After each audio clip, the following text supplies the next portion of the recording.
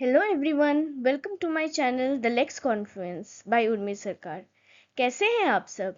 उम्मीद करती हूँ आप सब बहुत ही अच्छे होंगे। आगे बढ़ते हैं हमारे नेक्स्ट टॉपिक के साथ, proved, not proved and disproved. हाँ, ये हमारी सीरीज का डेफिनेशन सीरीज का ही कंटिन्यूएशन है जो कि चैप्टर 1 पार्ट 1 में इंक्लूड किया गया है।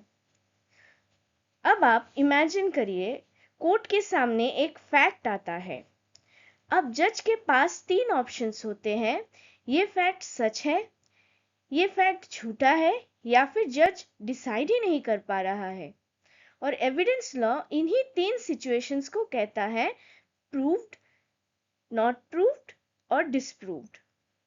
आज हम इन तीन कॉन्सेप्ट्स को इतना सिंपल बना देंगे कि एग्जाम में कभी कंफ्यूज नहीं होंगे। सबसे पहले समझते हैं प्रूव्ड को।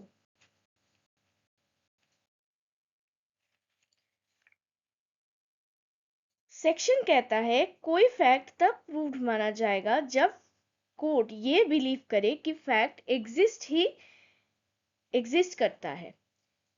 देखते हैं एक बार डेफिनेशन को। A fact is said to be proved when, after considering the matters before it, the court either believes it to exist or considers its existence so probable that a prudent man ought under the circumstances of the particular case to act upon the supposition that it exists.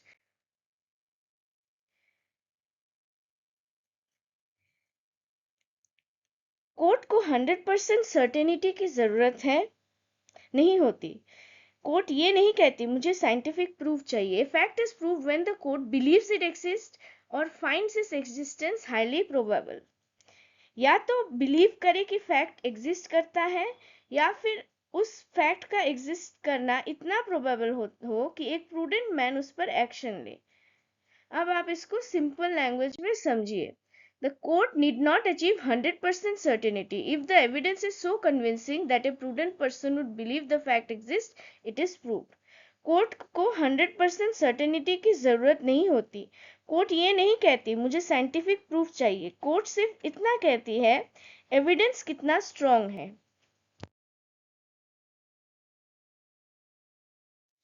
अगर evidence इतना strong है कि एक sensible आदमी उस बात पर believe कर लेगा, तो कोर्ट भी उस फैक्ट को प्रूव्ड मान लेगी। ठीक है, court believe it to exist. Suppose straightforward evidence convinces the court that the fact is true. Example देखते हैं। सपोज ए पर मर्डर के एलिगेशन है, सीसीटीवी है, आई विटनेस है। ठीक है, विटनेस और सीसीटीवी दोनों है जो दिखाते हैं ए ने स्टैप किया बी को।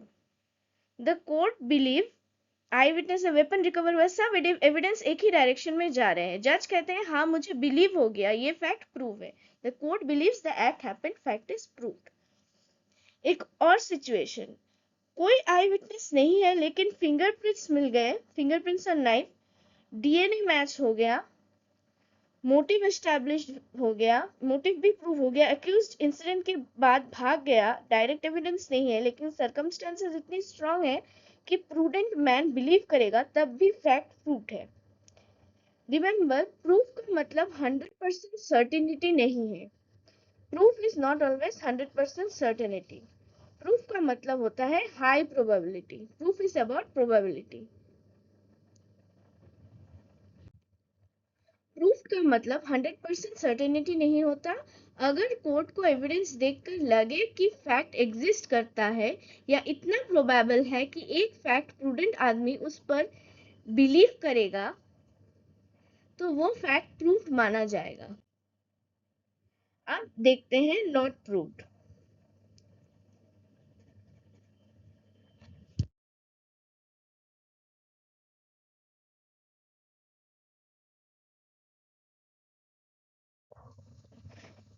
नॉट प्रूव्ड, यही सबसे ज्यादा स्टूडेंट कंफ्यूज करते हैं।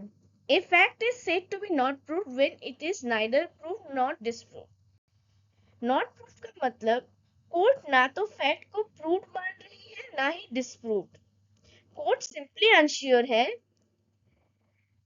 जज कहते हैं मेरे पास इतना एविडेंस नहीं है कि मैं किसी कंक्लूजन पर पहुंच जाऊं।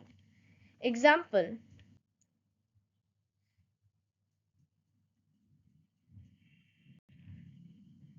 ए बोलता है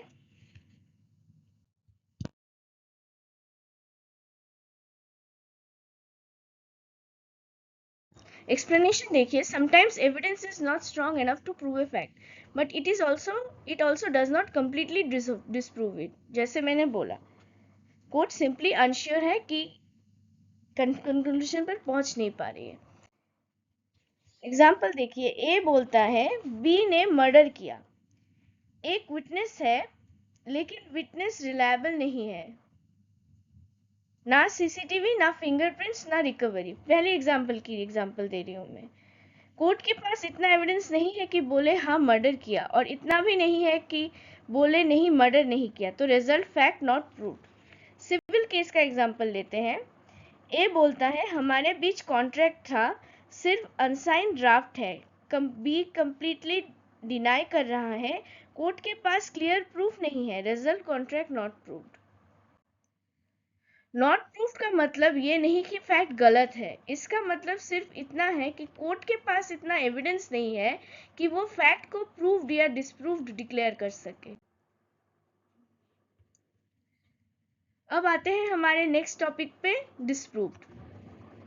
ये प्रूव्ड या बिल्कुल ऑपोजिट है। डिसप्रूव्ड प्रूव्ड का बिल्कुल ऑपोजिट है।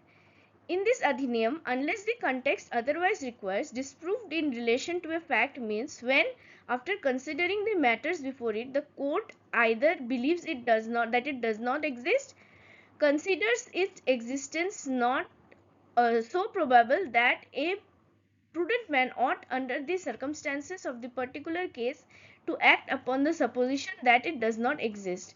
याद रखिए, प्रूव्ड का ऑपोजिट होता है डिसप्रूव्ड, नॉट प्रूव्ड नहीं है, ठीक है। A fact is disproved when the court concludes that the fact does not exist or its non-existence is so probable that a reasonable and prudent man would act on that belief। Non-existence नहीं होना, it is the opposite of proved। Court या तो believe करती है ये fact exist नहीं करता, या फिर उसका एग्जिस्ट ना करना इतना प्रोबेबल है कि प्रूडेंट मैन वही मानेगी, ठीक है।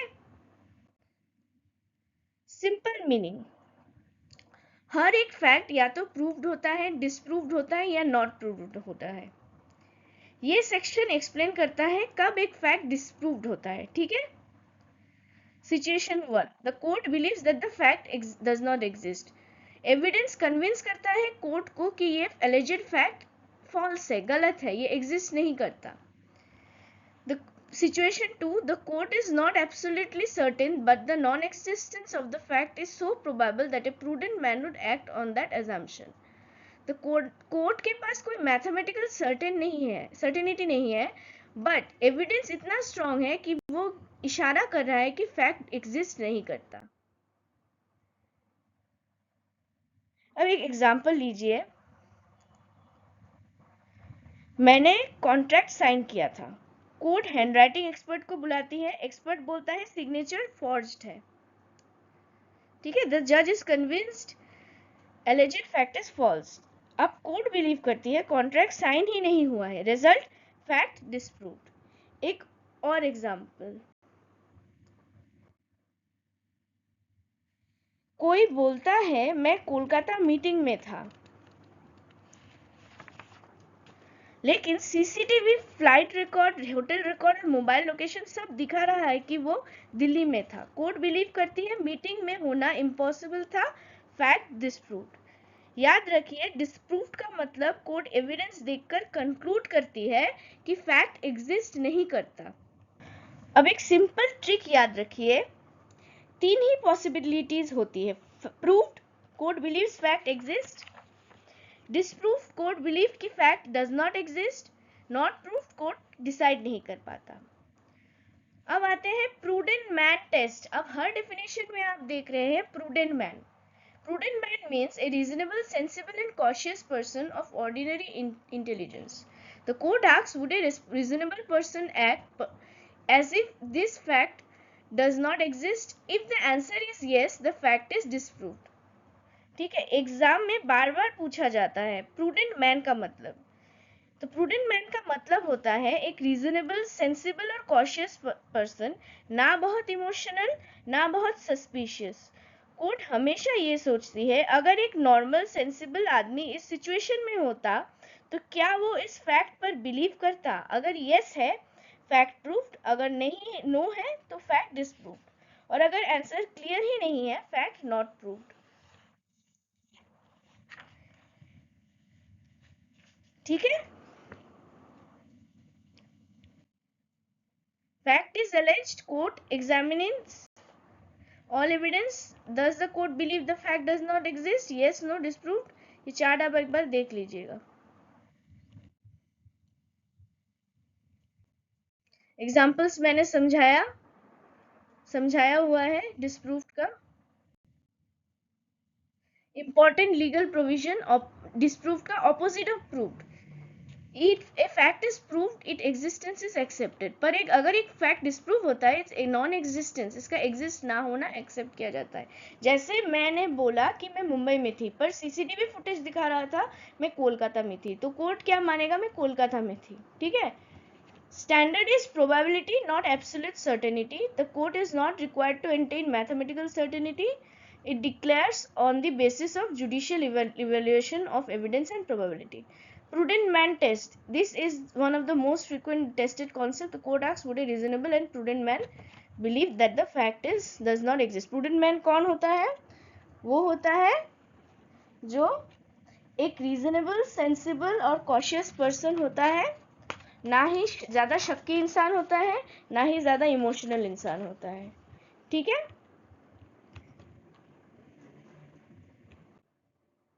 अब common exam traps. Disproved means there is no evidence. नहीं, बिल्कुल नहीं। डिस्प्रूव्ड मीन्स एविडेंस होता है, पर आफ्टर एविडेंस इवैल्यूएट करने के बाद कोर्ट इस राय पे पहुंचती है कि वो फैक्ट एग्जिस्ट नहीं करता। ठीक है, trap 2, disproved requires absolute certainty. नहीं, high probability based on a prudent man test is sufficient. याद रखिएगा ये सब words. Every doubtful fact is disproved, wrong. अगर कोर्ट कंक्लूड ही नहीं कर पा रही है एक फैक्ट की एग्जिस्टेंस और नॉन एग्जिस्टेंस, तो वो फैक्ट सिंपली नॉट प्रूव्ड रहेगी। डिस्प्रूव्ड तभी होगा जब फैक्ट कोर्ट बोलेगा कि ये फैक्ट एग्जिस्ट नहीं करता। ठीक है, अब 30 सेकेंड रिविजन बॉक्स देख लीजिए। Section 21C disproved, court believes fact does not exist, alternative test, non existence is highly probable, standard prudent man test, DNP disproved, non existence, prudent man. ये आप देख के रिविजन कर लीजिएगा। डिस्प्रूव्ड का मतलब है कि कोर्ट सारे एविडेंस देखने के बाद या तो ये मान लेती है कि फैक्ट एग्जिस्ट ही नहीं करता, या फिर उसका एग्जिस्ट ना करना इतना प्रोबेबल लगता है कि एक समझदार, प्रूडेंट आदमी भी उसी एजम्पशन पर एक्ट करेगा। यहाँ 100% सर्टेनिटी जरूरत नहीं है। अगर नॉन एग्जिस्टेंस इतनी प्रोबेबल है कि एक रीजनेबल पर्सन उस पर भरोसा कर ले, तो फैक्ट डिस्प्रूव्ड माना जाएगा। एग्जाम में प्रूडेंट मैन और नॉन एग्जिस्टेंस सो प्रोबेबल, ये दोनों फ्रेजेस बहुत इंपॉर्टेंट है।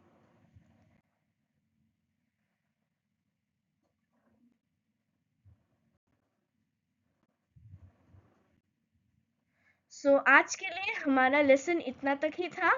तब तक के लिए be happy, be healthy and be motivated. मिलते हैं अगले वीडियो में। अगर आपको मेरी वीडियो अच्छी लगी तो वीडियो को लाइक करिए, अपने सारे फ्रेंड्स के साथ शेयर करिए जो लॉ बैकग्राउंड से हैं, और इस चैनल लेक्स कॉन्फ्लुएंस को सब्सक्राइब ज़रूर करिए। मिलते हैं नेक्स्ट लेक्चर में, तब तक के लिए बाय बाय।